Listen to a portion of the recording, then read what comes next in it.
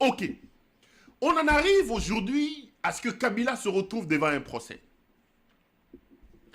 Je pose une question avant d'entrer en profondeur. Quelle est la logique de ce procès?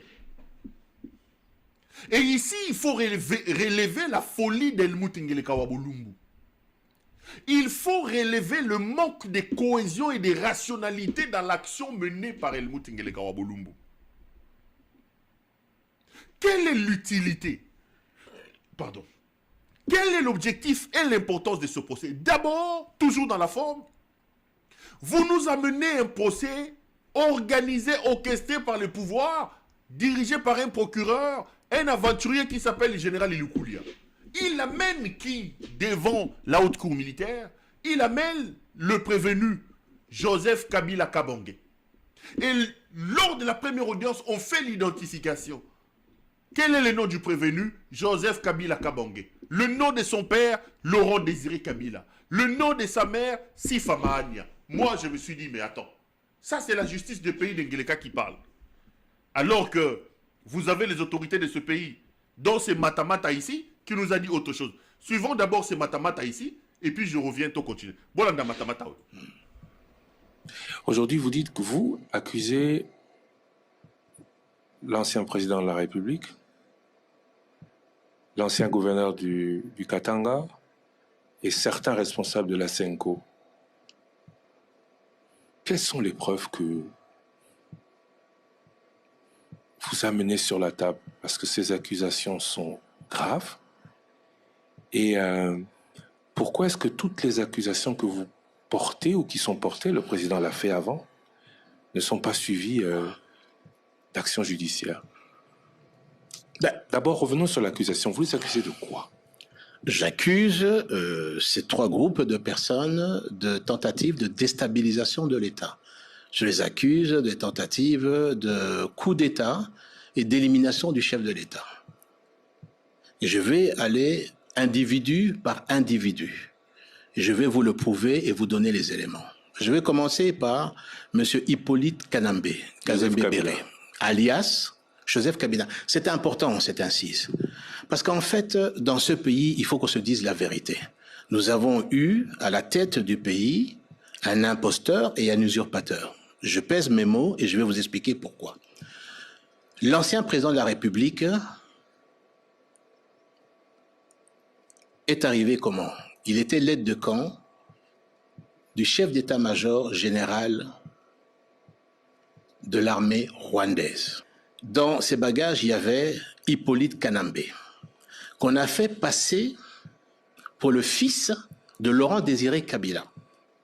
Or, Hippolyte Kanambe est un agent de l'armée rwandaise. Son chef est et était Paul Kagame, commandant suprême des forces rwandaises. C'est ça la vérité. Cela n'a jamais été démontré. Alors, je ne parle pas de l'appartenance à l'armée rwandaise, mais de la non-filiation de ce dernier avec Laurent Désiré Kabila. Mais il y a eu plusieurs témoignages. Il y a d'abord les vrais enfants biologiques de Laurent Désiré Kabila, qui ne reconnaissent pas Hippolyte Kanambe. Et Hippolyte Kanambe a un père et une mère. Sa mère s'appelait Marceline, et son père, là-dessus, qui était un ancien maquisard également, je vais vous donner son nom là-dessus. Depuis 18 ans, enfin, c'est la thèse de M. Honoré Ngbanda, rien n'a, semble-t-il, été réellement prouvé.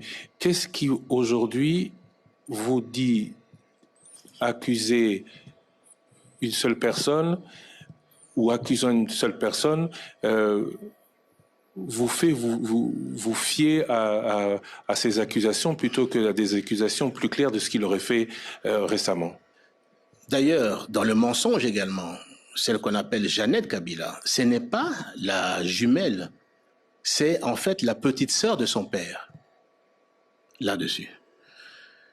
Et d'ailleurs, elle n'est pas née là-dessus, elle est née le 9 mai 68, à Roubavu. Le père, donc, de Jeannette, qui est la petite sœur, donc du père de Hippolyte Kanambé, s'appelait Monsieur Arthur, et la mère s'appelait Thérèse. Thérèse Ndesamburo. Voilà la vraie identité, d'où on part. Qu'est-ce qui se passe lorsque tout ce monde arrive donc à Kinshasa, chasse le président? Ok, je voudrais refermer immédiatement la parenthèse. Vous avez des clowns qui dirigent le pays aujourd'hui.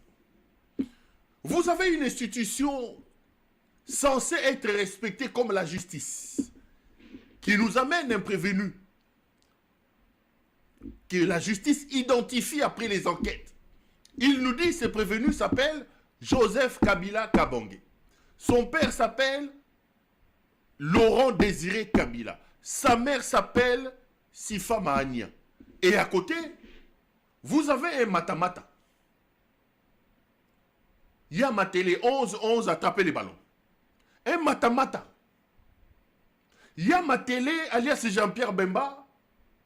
Un cannibale, un petit voyou.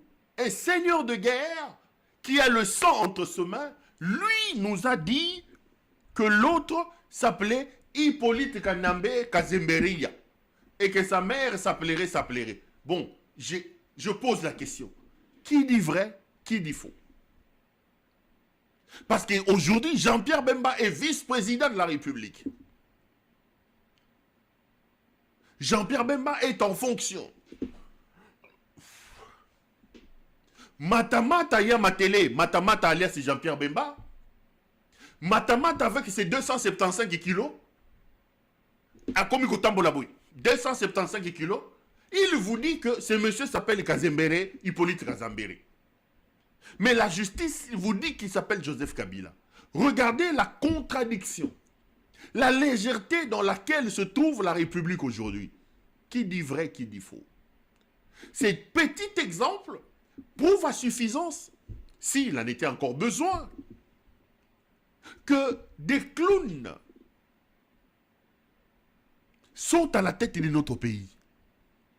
Sur ces matamata, j'ai déjà dit des choses, mais je voulais tout simplement vous montrer où nous en sommes. Donc, vous avez un même gouvernement, les mêmes autorités. D'un côté, ils vous disent que l'autre s'appelle Kazembere, et demain, ils instrumentalisent une justice qui vient vous dire que Matamata avec ses 275 kilos, cette justice vient contredire Matamata.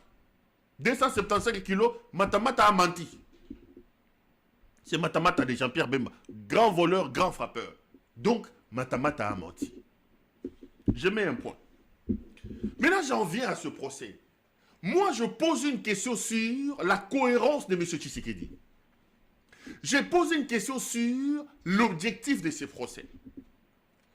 On vous dit que Kabila est un chef M23, qu'il a fait tomber Goma, qu'il a fait tomber ceci, qu'il a fait tomber cela. Les amis, si Tshisekedi n'a pas sa place au CNPP, si Tshisekedi, sa place n'est pas à la chambre numéro 4 de l'hôpital de Téléma, il faut me trouver une autre explication.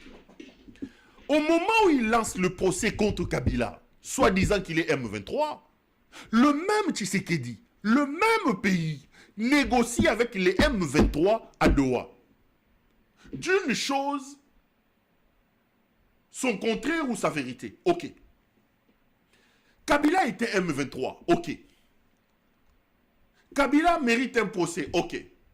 Mais, qui sont les personnes avec lesquelles vous négociez à Doha?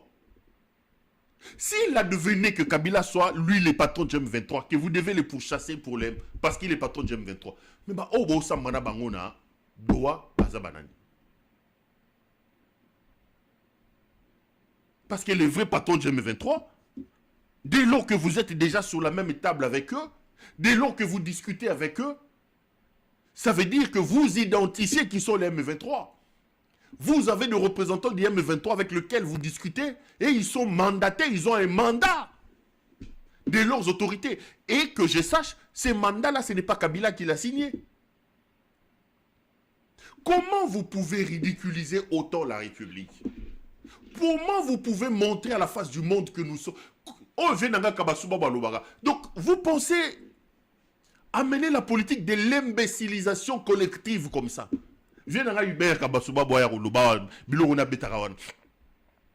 Donc, vous pensez que nous tous, les 100 millions de Congolais, nous sommes des imbéciles? Vous pensez nous tous, les 100 millions de Congolais, nous passions notre temps en train de boire à Bruxelles comme ces bandits de Félix Tshisekedi? Vous pensez que nous tous, 100 millions de Congolais, nous avons la farine à la place du cerveau? Comment vous pouvez ouvrir un procès contre soi-disant chef du M23 alors que vous avez d'autres représentants du M23, les véritables chefs du M23 avec lesquels vous négociez? Il pose un problème de cohérence. Il se pose un vrai problème de cohérence. Il se pose un vrai problème de cohérence. Mais en réalité, Tshisekedi est un malade. Je vais vous expliquer. Il négocie avec les M23. Il négocie avec Paul Kagame aux États-Unis d'Amérique. Mais Tshisekedi, en réalité, sur le plan interne, Tshisekedi ne fera aucune concession ou n'a pas l'intention de faire des concessions. Pourquoi? Parce que je vous ai dit, dans la tête de Tshisekedi, il est hors de question d'intérioriser la crise. Il s'organisera toujours pour mettre les bâtons dans les roues de toute personne qui viendra lui expliquer que la question congolaise est une question interne. Toute sa démarche, toute sa vie, ce n'est pas la première fois que je vous dis ça. Sa politique a été construite sur le fait qu'il faut faire tourner le regard vers le Rwanda. Et dans sa folie, il a cru que l'accord qu'il va signer avec les États-Unis d'Amérique mettra immédiatement fin à la situation dans l'Est de la République. Parce que si Tshisekedi avait la volonté de négocier, si Tshisekedi allait à Doha sans un plan B, Tshisekedi pose des actions qui sont de nature à énerver et à écorcher toutes les démarches et tous les efforts que les gens fournissent à Doha. Comment vous pouvez lancer des négociations? Dans l'entretemps, vous posez des actions qui sont contraires à la volonté d'apaisement. Parce que quand on ouvre des négociations, ça veut dire qu'on est tous dans la logique de la paix. On est tous dans la logique de la paix. Hé, Kuna Procès Bandi. J'ai appris qu'ils sont allés casser les histoires. Ils ont même failli violer la femme de Jacques Ndala. Qu'est-ce qu'elle a fait? Vous ouvrez un procès contre Nani. Là-bas, vous arrêtez des gens. Non. J'ai toujours donné un exemple. L'histoire du Congo, je peux le raconter. L'histoire récente de ce pays. Vous n'allez pas me parler de Lumumba, j'aurai peut-être des erreurs. Mais l'histoire récente de ce pays, je l'ai vécue. Kabila meurt en 2001. Son fils prend le pouvoir. La première démarche à faire, c'est de donner des signaux clairs sur sa volonté de ramener la paix.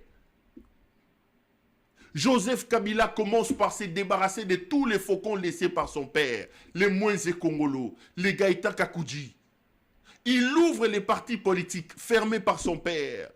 Il ouvre les bureaux du médiateur Ketoubi Massir et que son père avait fermé. Il fait la ronde du monde entier, les capitales où son père ne mettait plus les pieds. Lui, il va. Il décrispe l'ambiance. Il va détendre l'atmosphère. Il pose des actions de nature à montrer sa volonté d'aller vers la paix. Nous ne pouvons pas aller en paix avec une atmosphère de cette nature ici. Visiblement, Wabolumbu Ngeleka n'est pas dans la logique de la paix. Et si paix doit y en avoir, il pense que la paix ne peut pas venir sur le plan interne. Ne peut pas venir sur le plan interne. Sinon, il poserait par toutes les actions qu'il est en train de poser. La paix, pour lui, ce n'est pas une question interne. Il pense qu'il va écraser tout le monde. Mais la logique d'Ngeleka, je vous ai dit, dans sa soirée Bunga Bunga, je vous ai déjà dit ça. Oh, ton négocier la bango.